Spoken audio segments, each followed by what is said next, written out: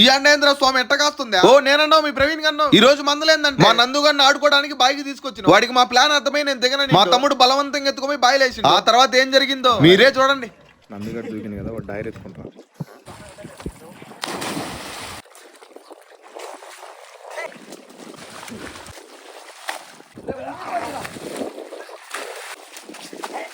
ఇప్పుడు మన స్టైల్లో మొదలు పెడతామా?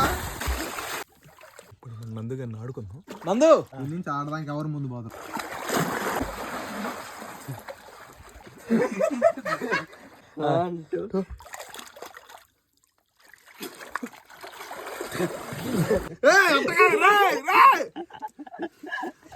నీ భుజాల మీద కూర్చోరా.